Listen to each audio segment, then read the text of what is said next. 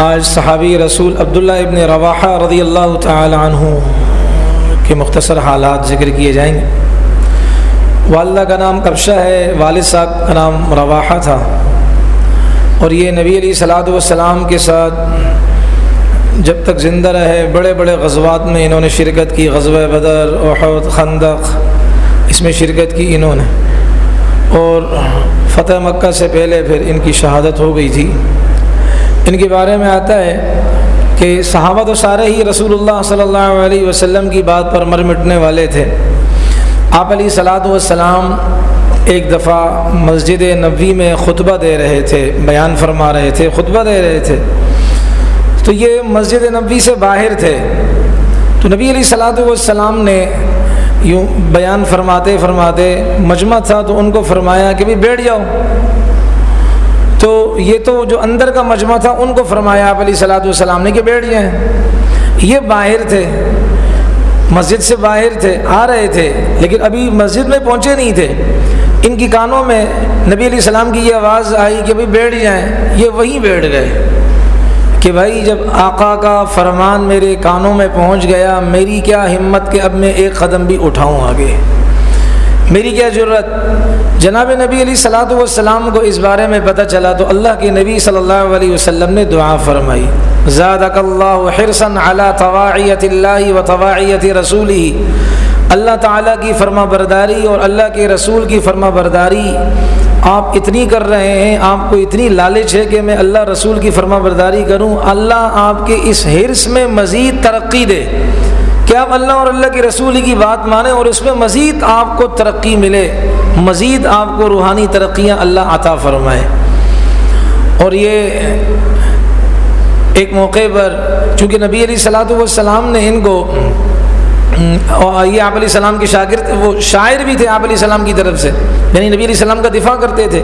3 بڑے بڑے شاعر تھے نبی علیہ السلام کی زندگی میں جو اللہ کے نبی علیہ السلام کا دفاع کرتے تھے، کفار کو جواب دیتے تھے اشعار کی صورت میں، اور اسلام کا دفاع کرتے تھے اشعار کی صورت میں۔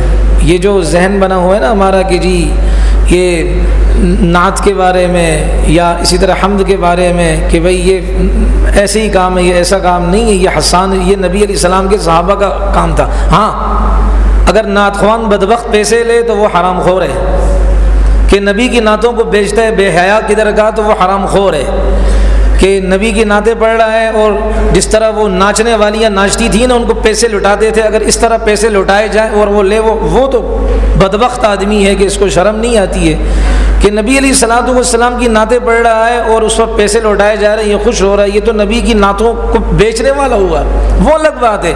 یہ جو پروفیشنل قسم کا معاملہ ہے یہ الگ ہے، یہ تو اللہ تعالیٰ جانے، یہ جانے۔ لیکن جس کے دل میں درد ہے اور وہ اپنا درد اشعار کی صورت میں بیان کر رہا ہے اور نبی علیہ السلام سے محبت کا اظہار اشعار کی صورت میں کر رہا ہے، خالص اللہ کی رضا ہو، وہ تو دین اسلام کا سفیر ہے، وہ دین اسلام کا مبلغ ہے اور داعی ہے۔ تو نبی علیہ السلام کے زمانے میں 3 بڑے بڑے شاعر تھے جو اللہ کے نبی علیہ الصلوۃ والسلام کے سامنے وہ اشعار پڑھتے تھے اور اللہ کے نبی ان کو ترغیب دیتے تھے کہ پڑھو۔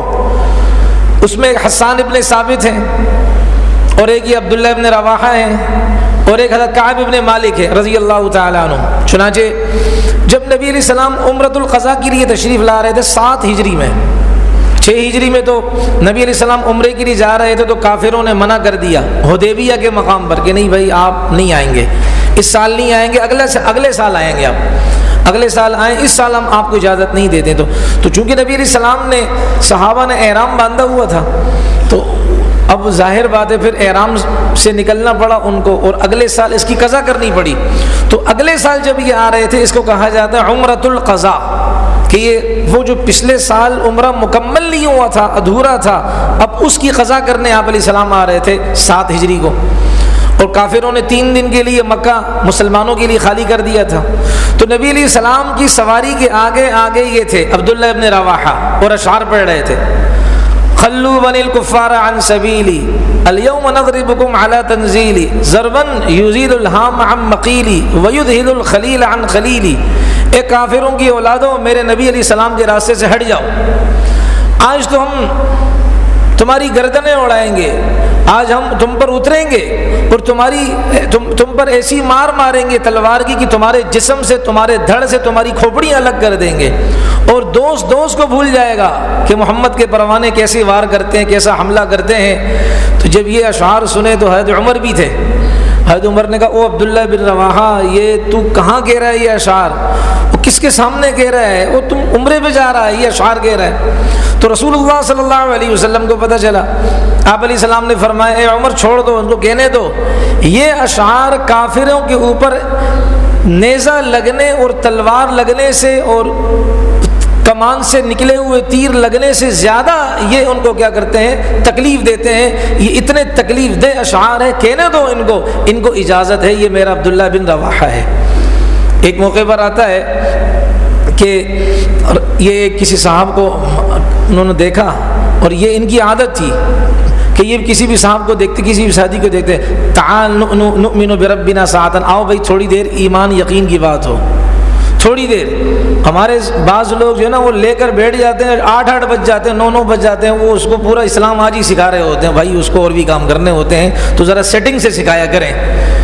آپ فارغ ہو وہ تو نہیں ہے نا بھائی، تو ذرا ترتیب سے انسان لے کر چلے، ورنہ آئندہ وہ فجر میں بھی نہیں آئے گا، پتہ نہیں کہاں پڑھ رہا ہوگا۔ تو وہ تھوڑی دیر، وہ یہ کہ تھوڑی دیر ہم کیا کریں گے، ایمان یقین کی بات کریں گے، بیٹھیں۔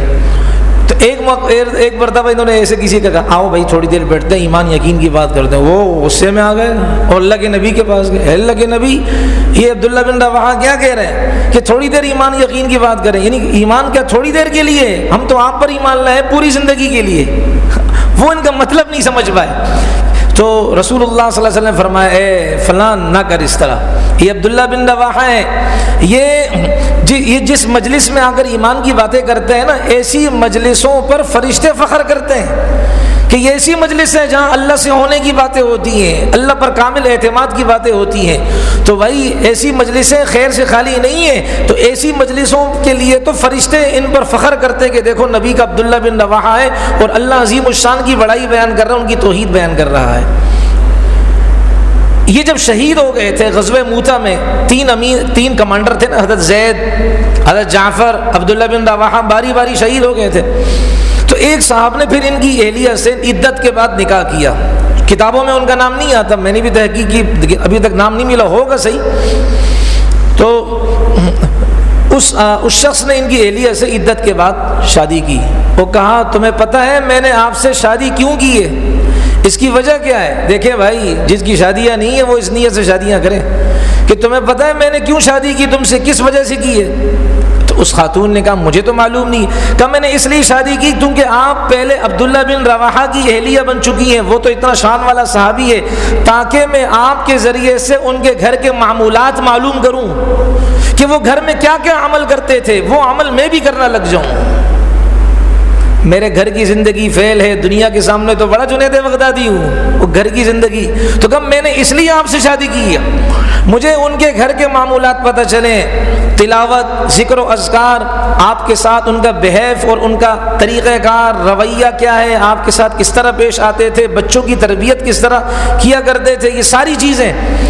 تو وہ جو راوی ہے بتانے والے، وہ کہتے ہیں مجھے تو انہوں نے یعنی کہ اس خاتون نے تو کئی باتیں بتائیں لیکن میں بھول گیا ہوں، اور مجھے ایک بات یاد ہے کہ اس خاتون نے اپنے اس موجودہ شوہر کو بتائی کہ یہی بات مجھے یاد ہے جو اس نے بتائی، وہ یہ بات یہ ہے کہ جب بھی عبداللہ بن رواحہ رضی اللہ عنہ گھر سے باہر جاتے یا باہر سے گھر آتے تو دونوں صورتوں میں گھر سے باہر جاتے ہوئے یا باہر سے گھر میں داخل ہوتے ہوئے یہ 2 رکعت نفل پڑھا کرتے تھے کہ اللہ میں باہر جا رہا ہوں، میری ذات سے کسی کو تکلیف نہ ہو، گھر میں آئے یا اللہ میں گھر آیا ہوں، میری ذات سے میری بیوی کو، میرے بچوں کو، میرے پڑوس والوں کو تکلیف نہ ہو۔ تو یہ 2 رکعت جاتے ہوئے بھی پڑھتے تھے، 2 رکعت آتے ہوئے بھی پڑھتے تھے۔ تو راوی کہتا ہے مجھے یہ بات معلوم ہے، اور بھی انہوں نے باتیں کہی ہوں گی اپنے شوہر سے، لیکن میں بھول گیا ہوں، یہ بات یاد ہے جو میں آپ کے سامنے کہہ رہا ہوں۔ اور نبی علیہ السلام نے خیبر فتح کیا تھا، تو خیبر کا وہ جو سالانہ ٹیکس ہوتا ہے، یہودی تھے وہاں خیبر میں، یہودی تھے، تو سالانہ جو ٹیکس ہوتا ہے وہ لینے کے لیے، یہ ٹیکس یہ آج کل ظالمانہ ٹیکس نہیں ہے، جنرل ٹیکس، سیلز ٹیکس، یہاں تک کہ ماچس پر بھی ٹیکس لگایا ہے، کل کو ہو سکتا ہے سانس لینے پر بھی ٹیکس ہو، نماز پڑھنے پر بھی ٹیکس ہو، اور اب تو ظالم کے بچے ایسے ہیں کہ مسجد کا جو بل آتا ہے اس میں ٹی وی کا ٹیکس بھی ٹھوکتے ہیں. ایسے بدبخت ہیں کہ مسجد میں کہاں ٹی وی، اس میں بھی اس کے جو وہ پیسے انہوں نے 40 پتہ نہیں کتنے پیسے لگے کہ بھائی یہ بھی ٹیکس بھرو آپ. ایسے بدنصیب آدمی ہیں. تو کہتے ہیں یار آپ نے ہمیں بتایا کیوں نہیں؟ تو اتنا بڑا لکھا ہوا نہیں ہوتا جامع مسجد فلاں، آپ کو نظر نہیں آتا، اندھے ہو جاتے ہو. باریک باریک ریڈنگیں معلوم کر سکتے ہو، تمہاری آنکھیں اتنی بڑی ہو جاتی ہیں، اتنا بڑا مسجد کا نام آتا ہے وہ پتہ نہیں چلتا ہے، آپ کو بتانا پڑے گا کہ فلاں مسجد ہے یہ. تو بات یہ عرض کر رہا تھا کہ وہ یہودیوں کے پاس آئے کہ بھائی نبی علیہ السلام نے مقرر کیا تو سالانہ ٹیکس آپ کا بنتا ہے، آپ دیں. تو انہوں نے کیا کہا؟ اپنی بیویوں کا سونا دیا. ٹیکس زیادہ بنتا تھا، معمولی تھا، لیکن ان کے حساب سے وہ سمجھتے تھے زیادہ ہے. وہ کہا کہ دیکھو بھائی یہ ہم نے آپ کو سونا ہدیے میں دیا ہے، اس کے بدلے میں ٹیکس معاف کر دو. یعنی جیسے کہ آج کل ہماری زبان میں کہ چائے پانی لے لو.